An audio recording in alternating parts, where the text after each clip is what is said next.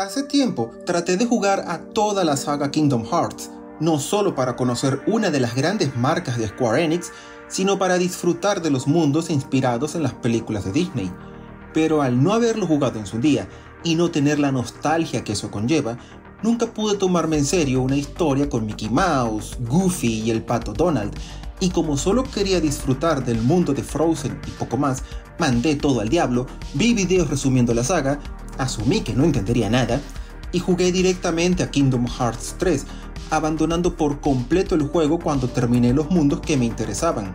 Esto hizo que me pusiera a pensar en los motivos de por qué quería jugar a este juego, y eventualmente terminé viéndolo no como un JRPG, sino como la más moderna versión de un videojuego basado en películas, similar a lo que recibíamos hace 15 o 20 años, pero con un nivel de calidad solo posible en un videojuego de alto presupuesto.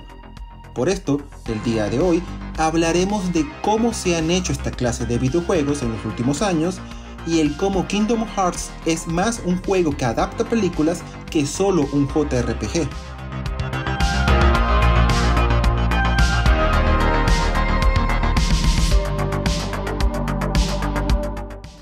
Desde que la actual industria del videojuego empezó a cobrar forma hace más de 40 años, la necesidad de hacer videojuegos rápidos, baratos y muy rentables ha estado presente, especialmente cuando a inicios de la década de los 80, la industria del videojuego, entre máquinas arcades y consolas caseras, logró $59 mil millones en ingresos, superando al cine y la música combinados.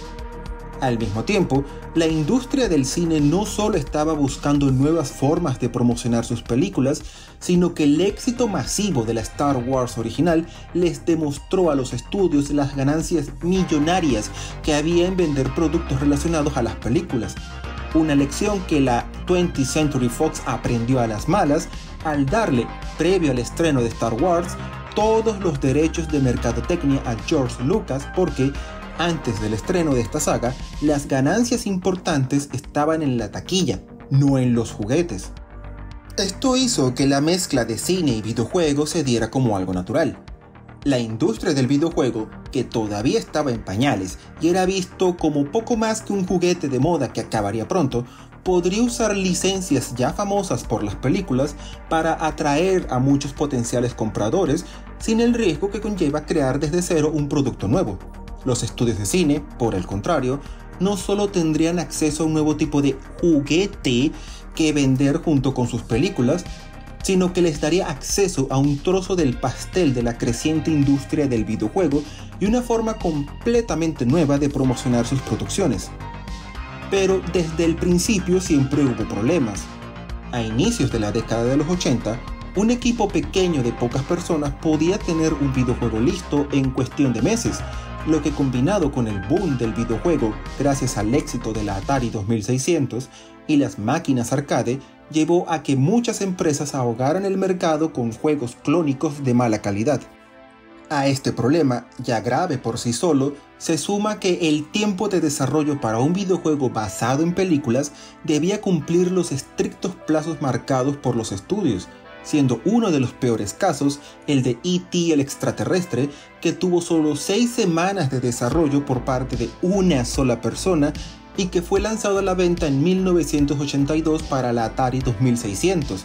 siendo un fracaso ante las expectativas desmedidas de Atari que, pese a vender 1.5 millones de copias y ser de las más vendidas de la consola, habían fabricado 4 millones de cartuchos, de los cuales la mayoría no se vendió y fueron devueltos. Tal fue el tamaño de este desastre que no solo se considera como uno de los peores juegos de la historia, si no es que directamente el peor, sino que muchos asocian la crisis de los videojuegos de 1983 con el fracaso de E.T. el extraterrestre. Tiempos de desarrollo corto, que tienden a dar productos de mala calidad, se convertiría en un elemento básico que todo jugador asociaría a los videojuegos basados en películas desde entonces. Y aunque esto no cambió con el paso de los años, siento que entre las décadas de los 80 y los 90 esta situación mejoró un poco. Fuera de los RPG como Final Fantasy de 1987, aventuras gráficas como The Secret of Monkey Island de 1990 o aventuras conversacionales como Zork de 1980, los juegos generalmente no le daban importancia a la historia de la misma forma que se la damos hoy en día, si es que siquiera tenían historia, ya que la industria estaba dominada por las máquinas arcades, más centradas en una jugabilidad rápida, adictiva y difícil que llevara a gastar más monedas en las máquinas que en pretender contar algo. Debido a esto, muchos juegos de consola se limitaban a ser simples ports de juegos de arcade que, sumado a las limitaciones técnicas de las consolas de la época, relegó la historia de la mayoría de juegos a ser tramas simples que solo servían para dar contexto a la ambientación, personajes y objetivos del juego. Solo hay que ver los primeros juegos de Super Mario, donde el personaje es el valiente héroe que rescata a la princesa de los monstruos y poco más, para ver hacia dónde iba la historia de los juegos en esta época.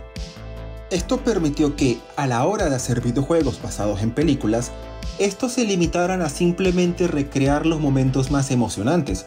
una pelea, una persecución, algo que pudiera ser convertido a jugabilidad con reto, objetivos y dificultad, y dejar de lado el resto de la trama, o directamente usarlos para que fueran los personajes y escenarios de beat'em up o juegos de plataforma que poco o nada tenían que ver con la trama de la película, que podrían ser igual de divertidos con personajes y escenarios genéricos, pero que seguramente habrían sido mucho más difíciles de vender. Gracias a esta filosofía, recibimos juegos como The Terminator de 1993 para Sega Mega CD, Batman de 1989 para NES, Robocop 2 de 1990 que salió en una amplia variedad de plataformas, o Aladdin de 1993 para Sega Mega Drive. Pero la joya de la corona de estos juegos se lo llevó GoldenEye 007 de Nintendo 64 de 1997 que, al tomarse todo el tiempo que necesitaban para su desarrollo, salió 2 años después que la película. No solo crearon un buen videojuego, sino uno que ayudó a definir el naciente género de los juegos de acción 3D en primera persona. Pero al llegar la quinta generación de consolas, la que fue dominada por la PlayStation original y la Nintendo 64, las cosas cambiaron por completo. De repente, las consolas tuvieron no solo la capacidad técnica para empezar a mostrar gráficos 3D poligonales, sino que el paso de los viejos cartuchos a los nuevos CD le dieron a los desarrolladores mucho más espacio para incluir cosas impensables en los juegos hasta ese entonces, especialmente en el caso de PlayStation. Esto no significa que las historias en los juegos no hubieran estado mejorando y cobrando importancia, solo hay que ver la evolución de la saga Final Fantasy entre su primera y sexta entrega como un ejemplo. Pero las capacidades de las nuevas consolas a mediados y finales de la década de los 90 permitió llevar al gran público juegos que le dieron una importancia a la historia no vista hasta ese entonces, siendo ejemplos de esto clásicos como Final Fantasy VII, Metal Gear Solid o uno de mis favoritos personales, Parasite Eve. La idea de reproducir más fielmente la historia de la película de turno en forma de juego fue cobrando cada vez más importancia, y con el auge de la industria de los videojuegos, que pasó de las 50 millones de unidades vendidas por SNES a la más de 100 millones que vendió solo la PlayStation 1, hizo que fuera cobrando cada vez más sentido que cada gran película de Hollywood fuera acompañado de su correspondiente videojuego. Pero aquí es donde volvemos al eterno problema del tiempo de desarrollo. Cada vez que los videojuegos obtenían un avance tecnológico y un aumento en la calidad, en esa medida fue aumentando el tiempo de desarrollo, de los meses que tomaba en la década de los 80 a alrededor de 1 año o más en la década de los 90, para luego ir escalando a los 2 o 3 años en las décadas posteriores, hasta que, en la actualidad, cualquier juego, tanto de alto presupuesto como los indies, puede demorar fácilmente de 3 a 5 años en desarrollarse, e incluso más en algunos casos. Y eso sin olvidar que los equipos de desarrollo pasaron de ser de unas pocas personas en la década de los 80 a megaproducciones con cientos o miles de empleados en la actualidad, que cuentan con presupuestos que fácilmente pueden rondar los 100 o 200 millones de dólares. En cambio, una película de alto presupuesto en Hollywood puede demorar de 2 a 4 años en producirse, y no sería sino hasta avanzado el trabajo que se buscaría a un desarrollador para licenciar la película y hacerlo un videojuego. Al tiempo que los juegos fueron requiriendo cada vez más tiempo para su desarrollo, la calidad de los videojuegos basados en películas fue cayendo en la misma proporción, algo que todavía se podía disimular en la era de PlayStation 1 y Nintendo 64, pero que se fue haciendo cada vez más evidente en la de PlayStation 2, Xbox original y GameCube, y que hizo que ya para la de PlayStation 3, Xbox 360 y Wii, este tipo de videojuegos empezara a desaparecer. Como todo en la vida, hay excepciones, ya que juegos como Lord of the Rings The Two Towers de 2002 o Spider-Man 2 de 2004 tuvieron una buena recepción de parte de la crítica y el público, pero en general, entre los jugadores se asentó la idea de que juego basado en película era igual a juego de mala calidad.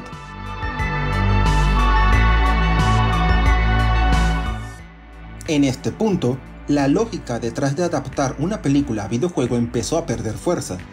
No solo fue por la baja calidad que estos empezaron a tener, sino porque los videojuegos empezaron a dejar de ser vistos como meros juguetes y empezaron a ser reconocidos como una forma de entretenimiento a la par de las grandes producciones de Hollywood, no solo por los ingresos que ya generaban los videojuegos por sí solos, sino porque estos tenían una calidad jugable y narrativa propia de una película. Aún así, siempre es atractivo crear un videojuego a partir de una licencia ya conocida, ya que sigue siendo más fácil y rentable vender un juego basado en algo famoso que arriesgarse a hacer un juego 100% original, por lo que la forma de adaptarlos simplemente cambió. La primera, y quizás la más antigua, es simplemente crear un videojuego dentro del universo de la película, pero que cuente su propia historia. El ejemplo más famoso de esto lo tenemos en la saga Star Wars, que pese a contar con varios juegos que recrean fielmente los sucesos de las películas, la mayoría de sus títulos son juegos con historias originales, ambientadas en el universo Star Wars, y que al no tener que salir a la par de ningún gran estreno de cine, pueden desarrollarse con más calma y mucha más calidad. De aquí hemos recibido verdaderas joyas como lo son los Knights of the Old Republic, la saga Battlefront o juegos más recientes como Jedi Fallen Order o Squadrons. Otro ejemplo lo tenemos en el futuro juego de Avatar Frontiers of Pandora, que, aunque se planea lanzar al mercado en 2022 para coincidir con el estreno de la película Avatar The Way of Water, este juego lleva en desarrollo desde 2017 por parte de Ubisoft, y aunque todavía no está claro su conexión con las cintas de James Cameron, su trama sucede en otro lugar de la luna de Pandora distinta a las películas.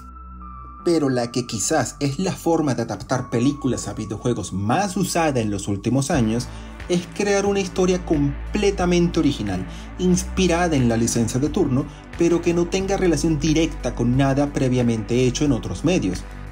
Y aunque dudo que fuera el primero en este sentido, el ejemplo más famoso en tiempos recientes es el de Batman Arkham Asylum de 2009, ya que el título de Rocksteady Studios logró trasladar a la perfección la idea de ser Batman a una historia solo posible en videojuegos, fórmula que solo mejoró en Arkham City de 2011 y en Arkham Knight de 2015. Tal fue el logro de Rocksteady, logrando un éxito de ventas sin adaptar directamente ninguna película, manteniendo una calidad propia de un videojuego de alto presupuesto, que a partir de ese momento se crearon varios grandes juegos basados en películas, específicamente superhéroes, como Injustice de 2013, donde los héroes de DC se enfrentan entre sí, y Marvel's Spider-Man de 2018, creado por Insomniac Games, que, con la espectacular recreación del Hombre Araña y la Nueva York del universo Marvel, se convirtió en el mejor alumno hasta la fecha de lo hecho por Rocksteady. Pero este no es el único título que ha seguido la estela marcada por los juegos de Batman, ya que hemos recibido juegos como Avengers de 2020, que pese a sus defectos tiene una buena historia, y Guardians of the Galaxy de 2021, que tiene una gran jugabilidad y divertidos personajes. Y no contentos con esto, a finales de 2022 tendremos prometedores juegos como Hogwarts Legacy, ubicada más de 100 años antes de los libros de Harry Potter, Gotham Knights, que nos permitirá jugar como los compañeros de Batman, y grandes promesas a futuro como Suicide Squad Kill the Justice League, hecho por Rocksteady y que saldrá en 2023, y Wonder Woman de Monolith Productions, creadores de Shadow of Mordor, que todavía no tiene fecha de salida. Todos estos títulos comparten en común que, a diferencia de los juegos basados en películas de hace 15 o 20 años, no son simple mercadotecnia hecha con prisas y poco presupuesto para salir junto a la película de turno, sino videojuegos de alto presupuesto, con tiempos de desarrollo de por lo menos 3 a 5 años y con todos los estándares de calidad, jugabilidad y gráficos que se espera de los grandes juegos de hoy en día. Pero esto no quita que todavía lleguen juegos que se mantienen en la filosofía de rápidos, baratos y muy rentables, solo que ahora la mayoría ha adquirido la forma de juegos para smartphones, siendo juegos que copian descaradamente otros títulos como Candy Crush o tienen conceptos sencillos como vestir a la princesa de turno o colorear a un personaje.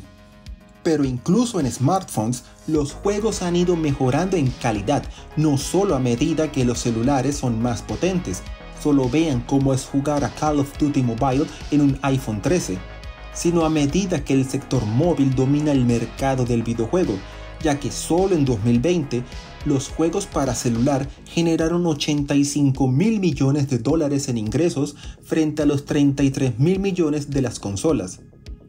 A esto se agrega la estela dejada por películas como Ready Player One o el universo cinematográfico de Marvel, que han vuelto popular la idea de los multiversos y de las historias cruzadas y permiten tener en un solo videojuego a personajes de varias películas juntos en una sola sentada. Ejemplos de esto lo vemos en juegos como Multiversus, que, aunque es de consolas, es un juego gratuito que une a varios personajes de Warner en una jugabilidad similar a Super Smash Bros. Disney Dreamlight Valley, que es básicamente una copia de Animal Crossing con personajes de Disney, que llegará a consolas, PC y iPhone, y Mirrorverse, otro juego de Disney para Android e iOS de rol y acción que permite jugar con versiones alternativas de personajes clásicos de Disney en combates contra enemigos y muchas microtransacciones. Pero esto no impide que todavía quede un último ejemplo de videojuego basado en película a la antigua, ya que Lego ha ocupado brillantemente este lugar. A partir de una jugabilidad, diseños y gráficos similares en casi todos sus títulos, así como un tono infantil y humorístico, Traveler's Tales, los desarrolladores, se han vuelto verdaderos expertos haciendo esta clase de videojuegos, adaptando franquicias como Indiana Jones, Harry Potter, El Señor de los Anillos, El Hobbit, Jurassic Park, DC Comics, Marvel y la más famosa de todas, Star Wars. Aquí es cuando finalmente regresamos al juego que inspiró este video, y es que, siendo consciente de todo esto, al jugar Kingdom Hearts 3, me es imposible no pensar que ha mezclado muchos de estos elementos para convertirse, quizás, en una de las más exitosas formas de traer la historia de las películas a los videojuegos, siempre y cuando sean de Disney. Sé que habrá muchas personas que juegan a esta saga para saber más de Sora y compañía en su lucha para proteger a Kingdom Hearts de los malos de turno, pero no sería sorpresa que muchos también jueguen a estos títulos solo para disfrutar de la fantástica recreación de los mundos de Disney hecha por Square Enix y que realmente poco o nada le interesa el resto.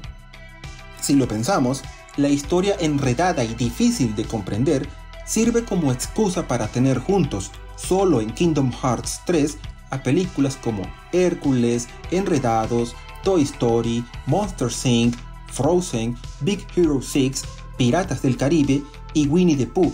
todas sagas que comparten poco o nada fuera de pertenecer a Disney y que gracias a la historia de Kingdom Hearts pueden salir juntas en un solo juego. No solo esto, al ser un juego de Square Enix y siendo una de las grandes marcas de la empresa, se garantiza que contará con una calidad gráfica y jugable incuestionables y que gracias a la historia de Kingdom Hearts justificará el cómo se introduce todos los elementos que hacen una jugabilidad divertida y con reto,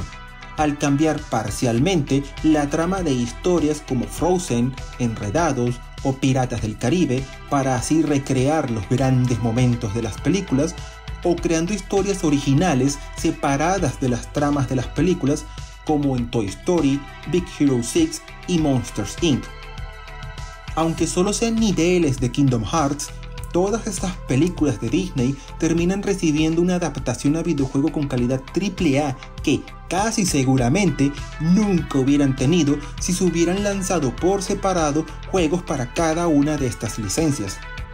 También podría explicar en parte el por qué la trama de Kingdom Hearts es tan complicada, al tener que justificar el por qué Sora conoce a Hércules, Jack Sparrow y Elsa, personajes que más distintos no podrían ser, o el por qué Kingdom Hearts 3 solo tiene la mitad de mundos que Kingdom Hearts 1 y 2, ya que el poder acceder a todas estas licencias es mucho, pero mucho más caro hoy en día que lo que era al iniciar la saga en 2002.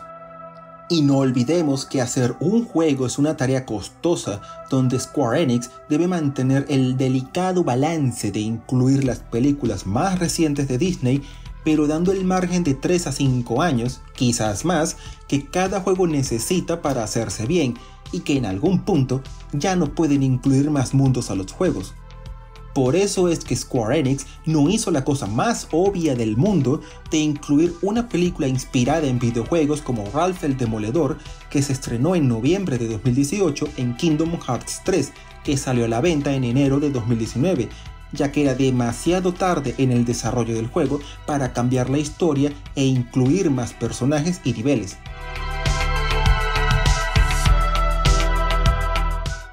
Ver cómo los juegos basados en películas han evolucionado a lo largo de los años es un reflejo de cómo la industria ha cambiado a lo largo del tiempo, desde los desarrollos con pocas personas y bajo presupuesto de hace 40 años, a los monstruos con cientos de personas y presupuestos millonarios, desde títulos con trama sencilla y una calidad cuestionable, a productos que saben aprovechar los videojuegos para adaptar personajes e historias con una calidad propia de los mejores juegos del mercado. Esta evolución nos ha permitido adentrarnos en estos mundos creados por el cine, la televisión, los libros y los cómics de una forma que solo es posible por los videojuegos, pudiendo aprovechar la interactividad propia de este medio para hacer cosas imposibles en otros lugares. Y con el avance de la tecnología, juegos como Kingdom Hearts están a un paso de lograr lo que hace solo 20 años era un sueño: poder hacer un videojuego que sea un fiel reflejo de la película. Solo comparen cómo se ve el Buzz Lightyear de Toy Story 2 de PlayStation 1 de 1999 con el Buzz Lightyear de Kingdom Hearts 3. A nivel personal, la historia de Kingdom Hearts es innecesariamente complicada, y como JRPG, al menos la tercera entrega, es demasiado lineal y tiende a ser un machacabotones en los combates. Pero se termina uniendo a esa lista de juegos que, en tiempos recientes, han ido encontrando nuevas y mejores formas de adaptar películas a los videojuegos, de lograr aprovechar la fama de licencias ya conocidas, pero sin sacrificar la calidad que todo juego debería tener si pretende ser exitoso por algo más que solo el nombre. Espero que les haya gustado mi video del día de hoy. No olviden dejar algún comentario, que me interesa mucho saber su opinión, así como hacer clic en me gusta, en suscribirte o en la campanita, ya que no solo recibirás más videos míos en el futuro, sino que me apoyarías para alimentar al algoritmo de YouTube y hacer crecer el canal. Agradeciendo todo el apoyo que me brindan, les deseo un buen día y hasta pronto.